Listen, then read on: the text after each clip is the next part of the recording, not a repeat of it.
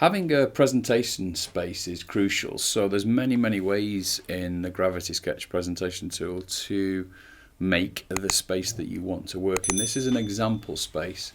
So in this one we've done design reviews of a mech. So we designed a robot, and we did our art direction in here, and we used it to collect all of our mood boards. So if I just take one of these pointers, and as I'm training, I can describe what part of the mood board I'm interested in discussing and looking at, even back on the main table.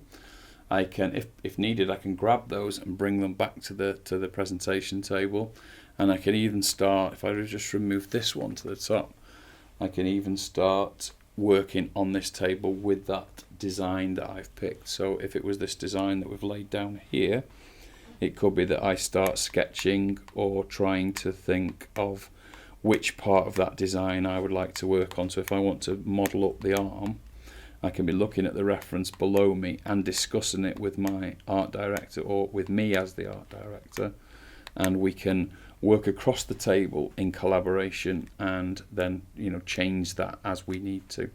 So setting up the room is one of the first things that it's really useful for people to do, and in the next video we'll walk through how to set a basic room up and add in all of these components.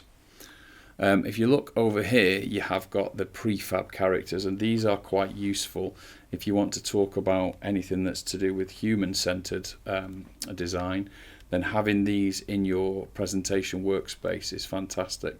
Obviously these are coloured dark for this specific project, but you can colour them however you need, and having them fully mobile like this and posable makes them very useful to show anything that you're trying to indicate. So if you're doing a design where you really want to show it on a human body, then these are really useful, certainly for things like weight and pose and the form, things like that.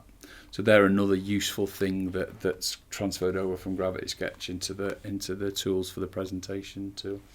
And bear in mind obviously that you've got your presentation walls here, so the text feature is quite useful. And when we later videos, we'll start talking about how we add in text on here. So let's get into the next video, and we'll have a look at setting up a basic presentation room.